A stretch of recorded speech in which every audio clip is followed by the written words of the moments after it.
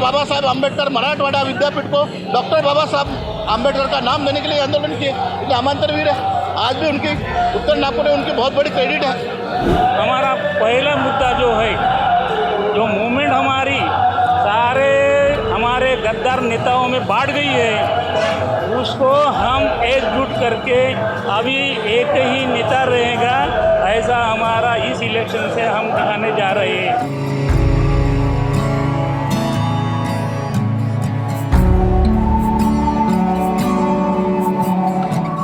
आम्बेडकराइट movement को आगे बढ़ाना है, रिपब्लिकन पार्टी को और सशक्त बनाना है। इसलिए रिपब्लिकन पार्टी के जितने भी गठ हैं उन्होंने समर्थन घोषित किया है।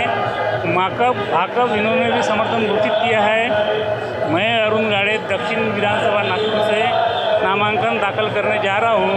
पहला मुद्दा तो जो हमारा है कि कल परसों यहाँ पे बाबा साहब को नमन करने के लिए कुछ लोग आते हैं, बाबा साहब को नमन करके जय श्री राम की घोषणा करते हैं।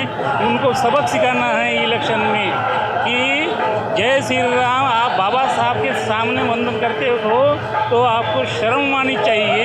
हम ऐसा नहीं करते। हम सारे धर्म को हम अपनाते हैं, सारे धर्म का हम रिस्पेक्ट करते हैं। आप हमारे सामने आके हमारे बाबा साहब का अपमान करते हो तो हमारी आम्बेडकरी जनता कभी सहन नहीं करेंगी और ये इलेक्शन में सबक सिखाएंगी।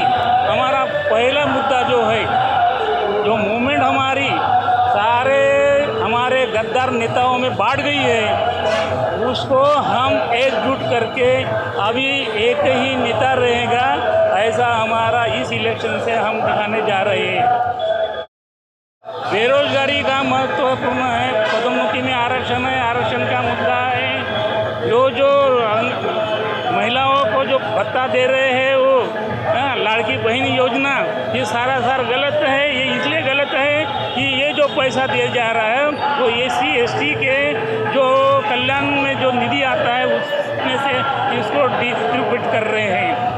ये हम होने देने, ये सारे पक्ष एक ही है, ये कोई इधर उधर कोई नहीं है, सब जातिवादी है और जातिवाद खत्म करना है। ये राष्ट्रवादी कांग्रेस महाराष्ट्र प्रदेश का मैं सचिव था,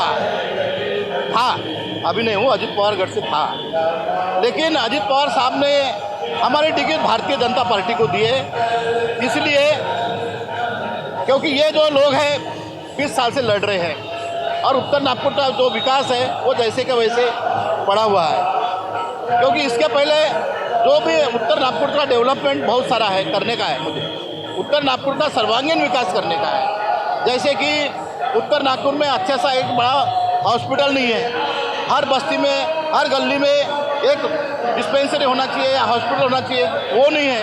उत्तर नागपुर में जो हमारे बच्चे हैं, गोर गरीब के बच्चे हैं, मुस्लिम के बच्चे हैं, दलित के बच्चे हैं, इनको पढ़ने के लिए अच्छी स्कूल नहीं है। हमारी महिलाएं जब बाजार पर जाती है, इधर उधर जाती है, उनको शौचालय के लिए कहीं पे भी जगह नहीं है। एक हमारे बच्चों को पढ़ने के लिए लाइब्रेरी नहीं है, यानी ऐसा अवस्था फैली है।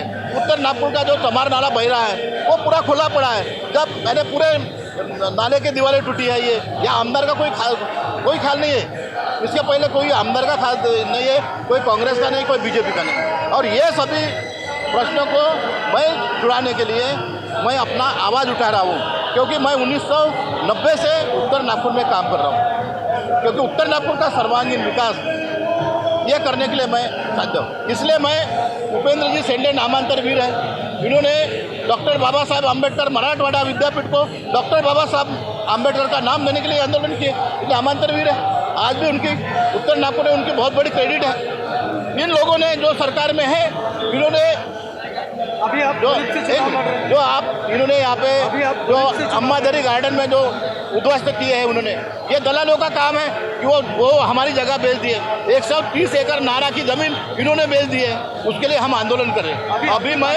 अभी मैं खुरीफ से लड़ रहा हूँ, क्योंकि इनका जो वर्चस्व है उत्तर नागपुर में, और मेरा जो काम है वो काम के लिए उत्तर नागपुर की जनता हमें डिमांड कर रही है कि रमेश बोले तुम खड़े हो जाओ, इसलिए हम खड़े।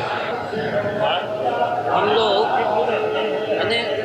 22 जगह पे फॉर्म दिए और वो आज कलेक्ट होगा। कितने होते हैं चांद तक के वोट उनको मालूम मिल जाएगा। तो ये चुनाव का मुद्दा जो है कि स्वच्छ प्रशासन होना चाहिए, हुक्मरानबाजी नहीं होना चाहिए, और जो तुमने ऐलान किया है उसके ऊपर उसको गौर करके आगे का काम होना चाहिए। गरीब को लोगों ने क्यों चुनना चाहिए? गरीब को लोगों ने इसलिए चुनना चाहिए कि गरीब ये ऐसी पार्टी है कि जो बाबा साहब के जाने के बाद में जो बैरिस्टर साहब ने उसका संभाला, यानी वो पार्टी को संभाला, तो वो पार्टी है यानी बहुत पुरानी है। अभी तो आजकल क्या है, कोई भी आता है और पार्टी निकाल लेता है। तो यहाँ बाप बेटे और बीबी की पार्टियाँ चलाते हैं लोग, तो ये ऐसे उन्हें चलाते हुए हम 10 स्टेट में हमारा कार्य ये है,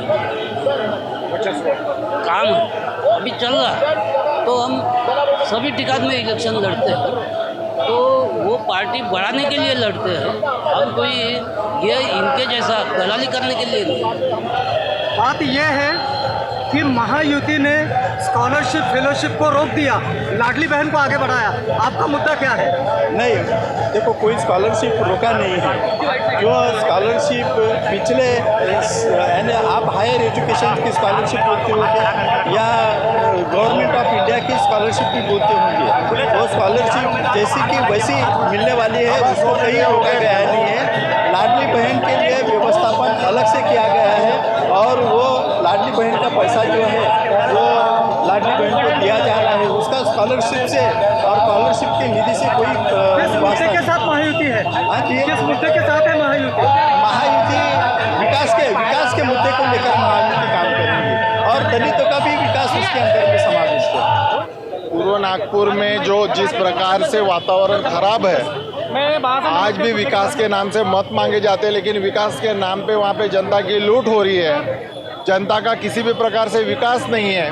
आज भी वहाँ पे शिक्षा, रोजगार, आरोग्य, किसी भी प्रकार की व्यवस्था नहीं। बच्चों के स्कूल की, मजदूरों का, कामगार लोगों का किसी भी प्रकार से वहाँ पे उत्थान किया नहीं गया। हम यहाँ पे अभी राष्ट्रवादी कांग्रेस पार्टी के अधिकृत महाविकास आघाड़ी के उम्मीदवार करके हम यहाँ पे हमें टिकट मिली है। क्षेत्र से उम्मीदवारी दे रहे हैं? हम पूर्व नागपुर।